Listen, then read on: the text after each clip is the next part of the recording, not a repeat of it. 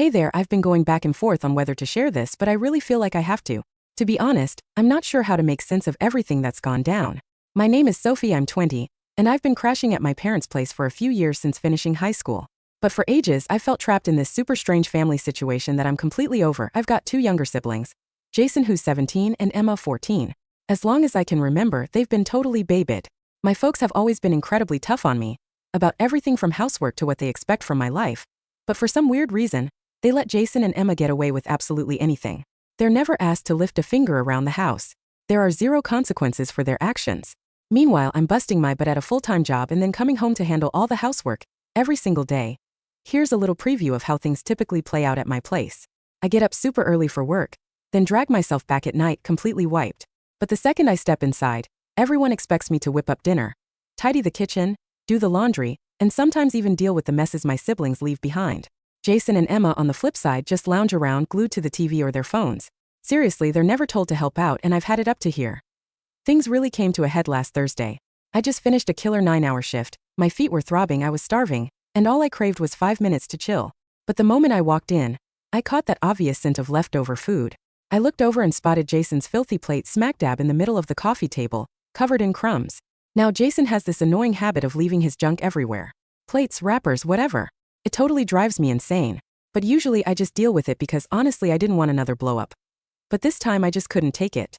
I strolled past the plate trying to keep my cool, but then I heard my mom from the kitchen. "Sophie, could you swing by and tidy up the table?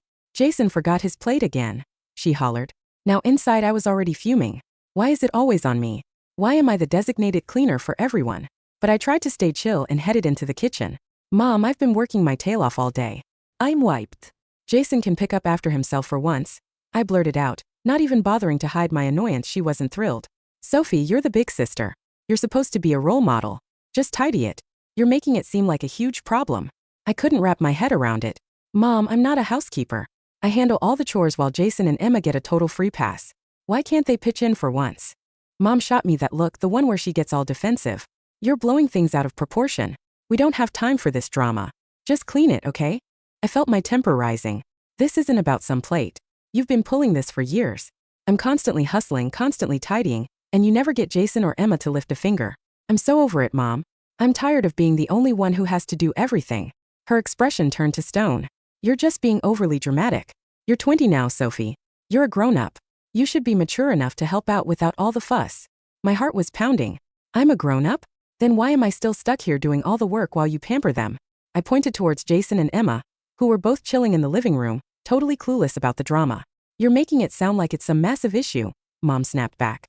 "You should be thankful you're living here without paying rent, instead of whining. What's eating you?" That was it for me. The frustration, the exhaustion, and the realization that I was getting nowhere with them hit me like a ton of bricks. "I'm out," I declared before I even fully registered it. "I'm leaving." Mom was stunned. Absolutely, Mom froze, her eyes wide. "What? You can't be serious. Where on earth will you go?" "I'll figure it out," I said, grabbing my car keys off the counter. "I've been saving up for months. I don't need this anymore." My heart was racing, but in that moment I felt liberated.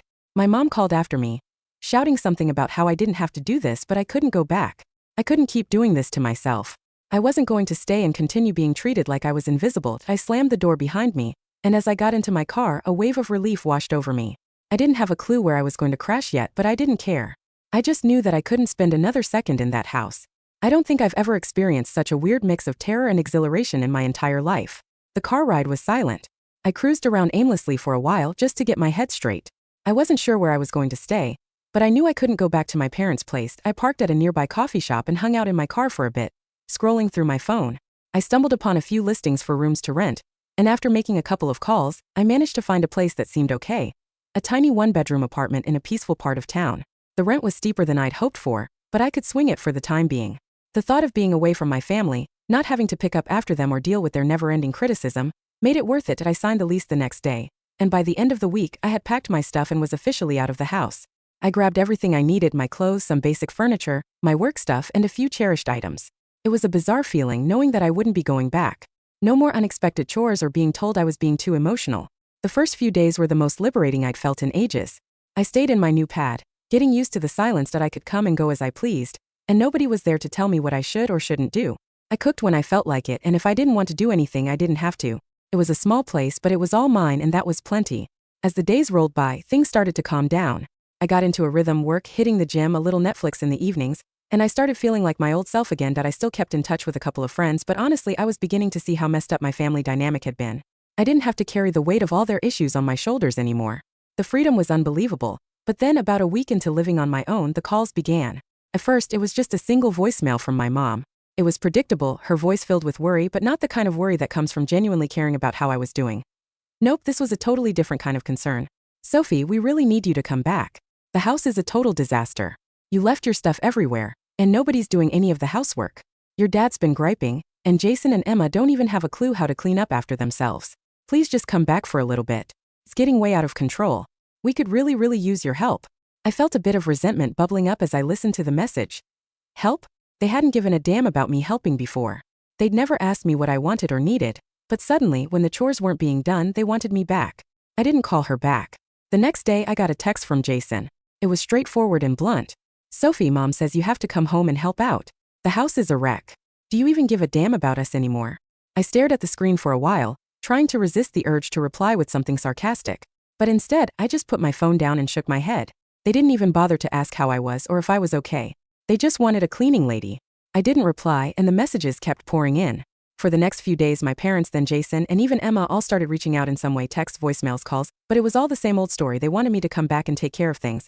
They were getting frantic. From Mom. Sophie, please just come back and tidy up the kitchen. It's driving us absolutely nuts. From Emma. Sophie, we haven't seen you in forever. We really miss you. But also, could you do your laundry when you get a chance? From Jason. Sophie, seriously, what's your deal? Mom said you're just being incredibly selfish. Just help us out for a little while. I didn't know what irritated me more, the fact that they were pretending to miss me, or the fact that they still couldn't see that I wasn't just their housekeeper. After everything I'd done for them, everything I'd given up, all they cared about was how much work I was doing for them. They didn't care about me. They didn't care about what I wanted. It was just the chores. One night after my parents left me yet another voicemail, I lost it. I was sitting at home, finally getting some downtime after a long shift, when my phone buzzed. I couldn't resist. I called my mom back. Mom, I began, my voice calm but firm. I'm not coming back. I'm not your cleaning lady, and I'm not going to be the one to pick up after everyone anymore. There was a pause on the other end of the line. What are you even saying? She responded, her voice defensive. You're being completely absurd. The house is a catastrophe and your dad's going crazy. You're the only one who could possibly do anything about it. No, I'm the only one who ever does anything about it. I've been doing everything for years and I'm over it. If you and Dad want the house to be tidy, you need to start actually being parents and teaching your kids some responsibility. I'm not cleaning up after them anymore. Well, fine, she snapped. I guess you don't give a damn about the family then. I exhaled sharply. No, Mom, I care about myself now.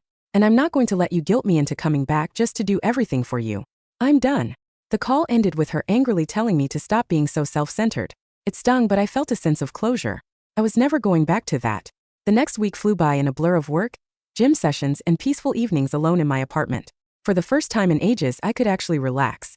I didn't have to come home to a house filled with demands, guilt trips, and never-ending chores. But of course, my parents weren't about to let me go that easily. It was a Thursday evening when my phone buzzed with a message from my dad. Sophie, this is getting ridiculous.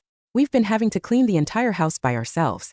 You have to come home and help us, or we won't be able to keep up anymore. I stared at the text, rolling my eyes. It was the same old song and dance, but this time it was more forceful. They were starting to panic, and I could feel the pressure mounting. I almost thought about ignoring it, but I couldn't resist. I had to say something. So I replied, keeping it as cool as a cucumber. I'm not coming back, Dad. I'm not cleaning up after you all anymore. It's not my job to keep the house spotless. There was no response for hours, and a part of me thought that maybe they were finally starting to get it. Maybe they were beginning to understand that I wasn't going to be their doormat anymore. But just as I was about to chill out, my phone buzzed again, this time with a call from Jason. I was already annoyed by their messages, but I picked up anyway, figuring I just shut it down quickly. Hey, Jason said. His voice calm but with a sharpness I didn't appreciate. Why are you being so over the top about this? You know it's not just about the housework, right? Mom and Dad are really struggling. They need help, and you're just throwing it all away. I rubbed my temples, already drained by the conversation before it had even really started. Jason, I'm not throwing anything away. I'm done being treated like I'm the only one who can do anything. You and Emma are old enough to start handling your own stuff. Mom and Dad should have been teaching you that. But you could help. He persisted, clearly getting annoyed. You could just come back for a little while, just until things calm down. It's not like you're doing anything important over there anyway. That last part hit a nerve. I'm working, Jason. I'm actually doing something with my life. I'm not sitting around waiting for someone else to take care of me. But you sit around all day playing video games and leaving dirty dishes everywhere. And then you expect me to pick up after you. He laughed like I'd said something funny. Yeah, well, we don't all have jobs, do we? You act like you're some big deal just because you work a little. Mom and Dad are stressed enough without you acting like this. I was done. You know what? I'm done talking about this. You and Mom and Dad can keep playing these games, but I'm not your scapegoat anymore. I'm not coming back. I hung up before he could say anything else, feeling my heart racing. But no sooner had I set my phone down than it buzzed again. This time it was from my mom. I almost didn't want to open it, but curiosity got the better of me. Sophie, we need to talk. You need to come home. Your father is having a breakdown, and the house is in complete chaos. You're not being fair. Please just come back for a bit and help us. I felt a burst of anger flare up in me. A breakdown. I muttered to myself. They're the ones who've been breaking me down for years. I didn't respond to her, but I could feel the pressure of their demands pushing on me. The weight of their expectations crawling under my skin. I hated it. That night, I decided to take a walk to clear my head. As I strolled through the streets, I thought about what my parents had done to me. The way they treated me like an unpaid maid. The way they thought I should be grateful for the scraps of love they threw my way.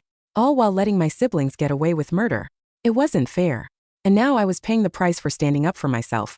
When I got back to my apartment, I felt like something had shifted. This wasn't just about cleaning the house anymore. This was about my independence.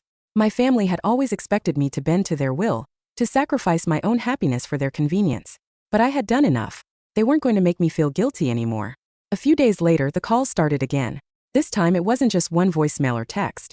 It was relentless. My mom called and left 5 messages in a row, each one growing more frantic than the last. Sophie, we really need you to come back. This is getting out of hand. Your dad can't handle it alone. Jason and Emma won't do anything. You're the only one who can help. And then a couple of hours later, another one. Please, Sophie, I'm begging you. Come back. We'll make it right. You don't have to do everything, but just come back for a while. We're desperate. You're the only one who can fix this. The desperation in her voice was unmistakable. But I could also hear the undertone of manipulation. It wasn't about me. It was about getting the house in order, about getting me back to do the work they refused to do themselves. I let the messages pile up, each one a reminder of how much I'd done for them, how much I had sacrificed for their comfort. And now they were trying to guilt me back into the same role. But I wasn't going back. It wasn't long before Jason called again. Seriously? You're just going to ignore us like this? You're letting the house fall apart because you're too stubborn to help. It's pathetic. I let the call go to voicemail. I was done. But as much as I tried to block them out, I could feel their presence looming over me. I could feel them pulling at the edges of my resolve. The pressure to return to fix everything was mounting. But I couldn't let them break me down again. I was free and I wasn't going back. Not until they understood what they'd done to me. A few days passed after the last desperate messages from my mom. I didn't want to go back. I knew that. But something kept gnawing at me. Some unresolved part of me that wanted closure. That wanted to end it once and for all. So I finally made the decision. I was going back. But this time it wasn't about fixing things for them. It was about making it clear that I was done. I threw on an old hoodie and jeans, grabbed my keys, and drove back to my parents' house. As I pulled into the driveway, my heart began to race. The house was familiar, but everything felt different now. This was no longer home in the way it used to be. It was a battlefield. I took a deep breath and walked up to the door. I knocked once, then pushed it open without waiting for a response. I could already hear my dad's voice from the other side of the door, talking to Jason and Emma in the kitchen. When I stepped inside, the first thing that hit me was the smell. The house smelled stale, like the kind of place you only want to be in if you have no other choice. I didn't bother with pleasantries as I walked into the kitchen. The second I walked in, my parents' faces lit up with surprise, but then with relief. Sophie, you're back. Mom rushed over, her face practically glowing, thinking I'd come to rescue them. Finally, Dad said, getting up from the table. We've been waiting for you. Things have really gotten out of control here. Jason and Emma barely glanced up from their phones, too absorbed in whatever was going on in their little worlds. I stood there for a second watching their expressions, expecting me to just fall into the old role I had played for years. The fixer, the one who made everything right. But instead I took a deep breath and let it out slowly. No. I'm not here to rescue you, I said, my voice steady, but full of the weight I had been carrying for so long. The confusion on their faces was palpable. My mom took a step back, blinking as though she couldn't quite understand what I meant. What do you mean, honey? You're back. We really need you. No, Mom. You need me to clean up after you. You need me to fix your mess because you refused to do it yourself. I've been doing it for years and I'm done. They froze, and for the first time I saw something change in their eyes. My dad opened his mouth to say something, but I didn't let him. I'm done being the one who keeps everything together while you all sit back and let me do it. I continued. I don't want to be the one who has to fix everything all the time, just so you can pretend it's fine. I turned and looked around the kitchen. The counter was piled high with dirty dishes. The trash was overflowing. The floor had crumbs and spills on it, and the sink was filled with unwashed pots and pans. It was a mess. A disaster. Look at this, I said, gesturing toward the kitchen. This is what you've been asking me to come back to. This is what you want me to clean up. Mom stepped back. We've been really busy, Sophie. Your dad's been sick and No, stop making excuses. This isn't about me coming back to clean. This is about you all taking advantage of me for years, and not once thinking that maybe you should take some responsibility. Jason and Emma are old enough to do their own chores. I don't care if they're still in school. You're the parents. You should be teaching them, not letting me do everything. My dad's face flushed red with anger, but I could see the crack in his usual defensive posture. We never asked you to do all this for us, he snapped. You chose to help out. No one made you do it. I felt a burst of frustration, but I didn't let it overtake me. That's not the point. You've expected it from me, Dad. And I'm done. I looked back at my siblings who were still glued to their phones. You two don't get a pass either, I added, my voice sharp. I'm not coming back to be your maid. You need to start doing your share. This whole dynamic where I clean and cook and do everything while you all sit back has to end. Jason rolled his eyes. Wow, dramatic much? Can't you just help us for once?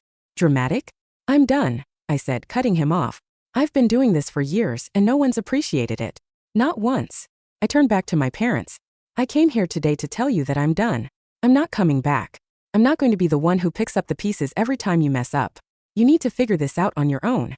They stood there, shocked, staring at me. My mom's lip quivered, and I could see the wheels turning in her head. But it was too late. I had made my decision, and I wasn't going to back down. I'm leaving, I said, turning toward the door. Good luck. As I walked out of the house, I could hear my mom calling my name. Sophie, please. Don't leave. We can fix this. But I didn't turn around. I kept walking, letting the door shut behind me, and I never looked back. I got in my car and drove away, my chest heavy, but with a sense of relief I hadn't felt in a long time. I had taken my power back. No more cleaning up after them. No more feeling obligated to fix their problems. It was time to live for me. As I drove away, I felt a sense of finality. I knew I had made the right choice. It wasn't about being harsh. It was about taking control of my life and not letting them drain me anymore. What do you all think? Should I have done this sooner? Or was I right to finally put myself first? Let me know your thoughts.